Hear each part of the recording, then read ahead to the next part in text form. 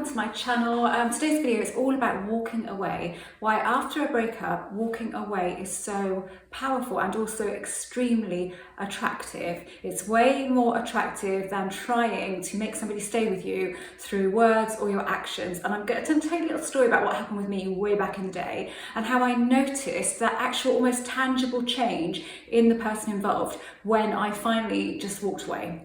It was a momentary thing. I could feel it at the time. I knew that energetically there had been a change in the way that he was with me in that moment of me just walking away. So we're going to talk about why it's so powerful and how to then maintain that distance between you whilst you are healing, to give yourself chance to heal from the breakup, and also to give them space if you want to be back with them.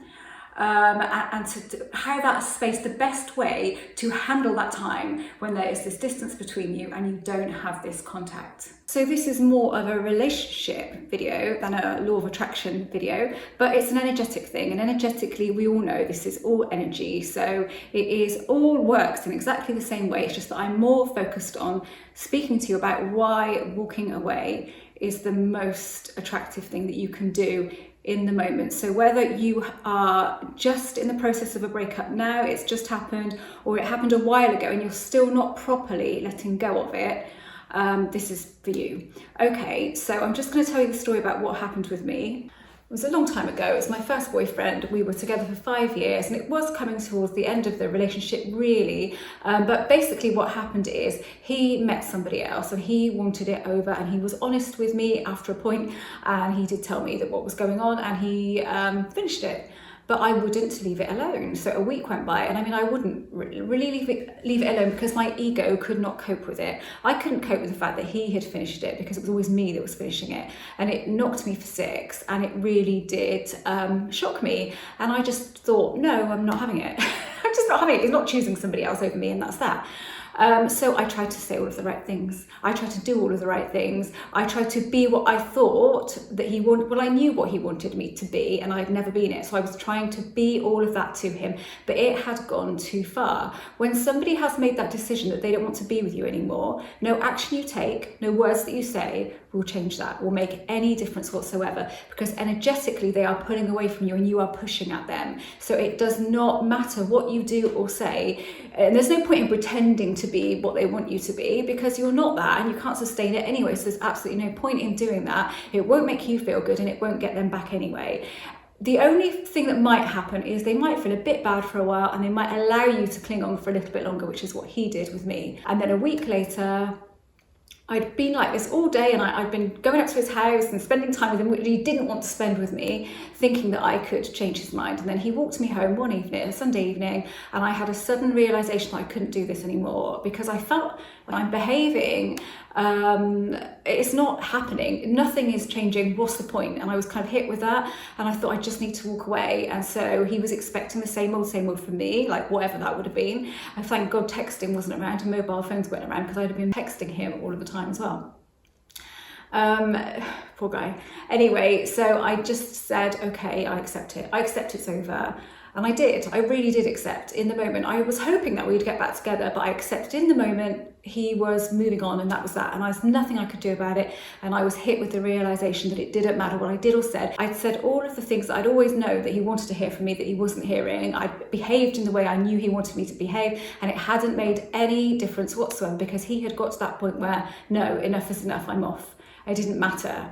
And he was with somebody, seeing somebody that actually did give him all of those things and was naturally that way with him. And he could tell, obviously, that it was forced with me. The energetic exchange between us was not right. So in that moment when I said, okay, I accept it, it was tangible, the change, tangible, the energetic exchange between us, because I could tell he was a little bit shocked, and he was a little bit, and I just could tell that his feelings had changed in that moment. I don't mean that they had changed like he thought, oh my God, I've made a huge mistake and don't go. It wasn't that, but I could tell he didn't feel so adamant. He didn't feel so strongly that he was doing the right thing. I could just tell. In I went, but I didn't dwell on that, because I just thought, I didn't think too much of it, but looking back on that now, and when we did get back together, I could see what was going on there. So I stayed away. I didn't call him. I didn't go up to his house, even though he just lived a minute up the road. I didn't do any of that stuff that I had been doing, but I felt really down, really low, really sad. And I was at college at the time, and the girl that he was seeing was the year above me, and I had to see her. There was nothing wrong with her whatsoever. None of it was her fault. But it was tough, but I was adamant, no, I've just got to do this. I cannot go down that road again. And I kind of knew internally that if I kept doing that, I would just push him further and further away. So I didn't do it. I'm not going to then go into, we did get back together, not that long after we got back together. It was all because I stayed away, but I didn't just stay away thinking I'm going to get him back at some point. I stayed away knowing that it was better for me, that I couldn't keep doing what I was doing. So the distance was there. The whole getting back together was a whole different story. But a lot of it started with that moment that I walked away. That started a different energetic thing between us. With him, his energy changed in that moment as my own energy changed. As my I can't do this anymore, so that's me letting go, his energy immediately changed, and it was the catalyst that led to eventually us getting back together. Okay, so why is that so attractive?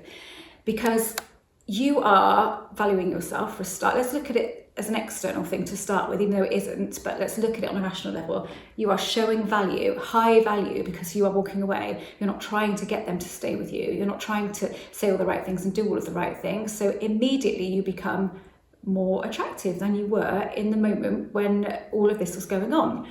But then on an internal level, so on a magic level, on an energetic level, energy within them changes because the energy within you has changed. In that moment, you have made the decision to walk away and to not try to get this to sustain in any way. You are accepting, so you come away.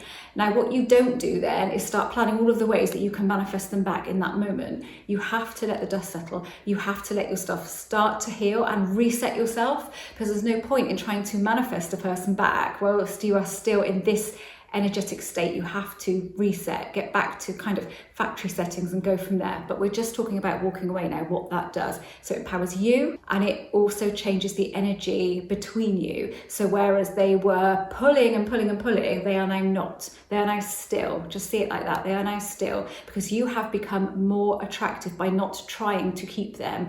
Immediately, you are more attractive.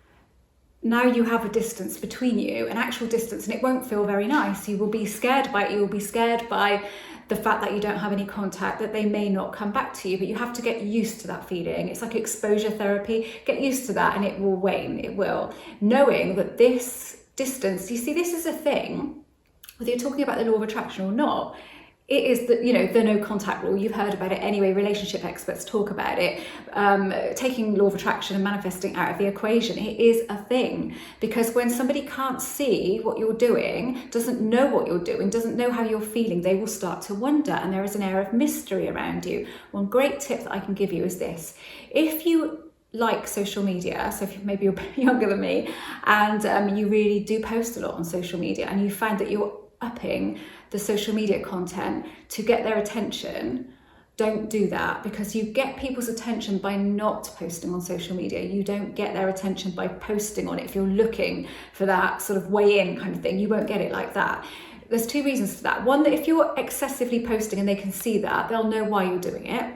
So there's no air of mystery there. They'll know what you're doing, and they'll, even if they're not outwardly thinking it, they're feeling it, they know it.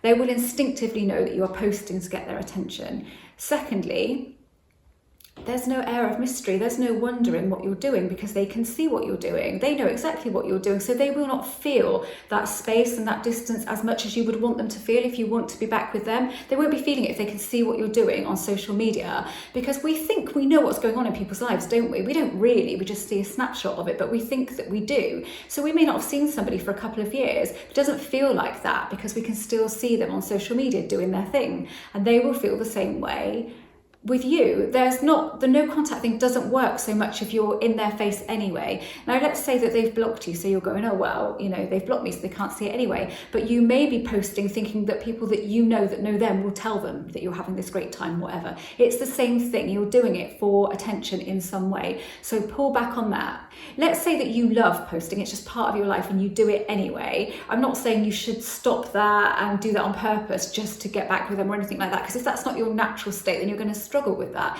But don't post excessively, don't post more to get somebody's attention. Don't do anything to get their attention, because you will then create that air of mystery, and you will actually get used to doing that, and you will feel better because you will feel empowered, not trying to drag somebody kicking and screaming back into your life. You don't need to do that. Once the energy has changed between you and there's been a shift, things will change, but you have to be empowered to know that walking away is the absolute best thing you can do in the moment for this relationship, and the best thing that you can do for you. Because in that week when I kept going back and I wouldn't accept it, I was really thoroughly bloody miserable, because every time I went back it was like another rejection. And that's what you'll feel like every time you reach out and you get a little bit back from them or nothing. It's another slap in the face, it's another rejection, and that builds and builds and builds. And I just got to a point at the end of that week where I thought, what the hell are you doing? What are you doing? I just remember going in and just watching something really funny to make myself laugh. It was a comedy that was on at the time, and it really made me laugh still in the moment. I still felt miserable, but I was laughing, and I thought, yeah, I knew I'd done the right thing in walking away. But like I said, I could feel that immediate shift in his energy towards me when I said, okay, I accept it. And when we got back together, we talked about that, and he did say to me, I was really shocked when you just turned away and walked off after how you'd been. So I know that was the start of it getting back on, of it happening again. But I did manifest that actually, but like I said, I'm not going to go into that. But that immediate change in me created a change in him. And that's what will happen. And that is why walking away is so attractive, but it's also empowering, and it will make you feel better.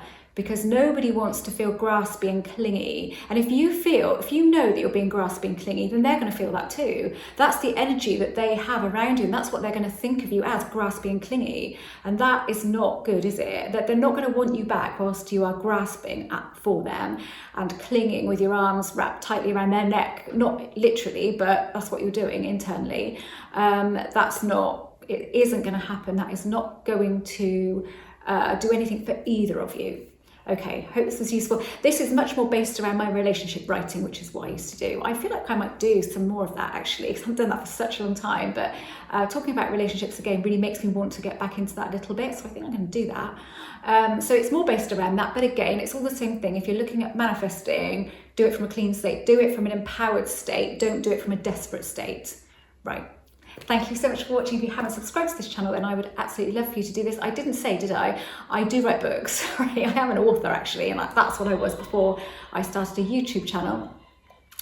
And I am a coach. So if you pop onto my website, I've got lots of packages on there now, like Master Manifester, a relationship package, because that's what people have asked for. Because before I was just offering the hour session, you could book it in bulk, but I didn't offer these actual packages. So I had to go away and have a really good think about what packages would be really beneficial to you, that I felt could really work for you. Oh, there's a massive dog just run into our back garden, and I do not recognize him. It's like a Dalmatian or something. Okay, I'm sure his owner will show up soon. He's gone. I hope he's all right. Sorry, that just completely threw me. This dog just appeared from nowhere in our back garden without a lead or anything, but he's gone again, so hope he's okay. Okay, so what was I saying? Packages, yes, packages. So there are lots of different packages on there. I still offer the 95. I still offer the 1 hour Zoom coaching. You can still book that up online as usual. All the other packages, you'll look at the package, read it, see if it suits you, go through to a contact, select that bit from the contact, which will come straight through to me, so I will know what you're inquiring about, and then I will have a little discussion with you before we kick off, because that is obviously more of a financial commitment for you than the shorter sessions. And I will say, actually, if you're looking at just booking a 1 hour, but you think, well, I might need 2 or 3, I don't know, please do speak to me, because if you want to book 2 or 3 sessions in one go, I will give you a discount on that, even if you're just not booking a package, but booking the usual £95 session. Okay, right, I'm just really, really waffling now, so I do apologise. I'm off.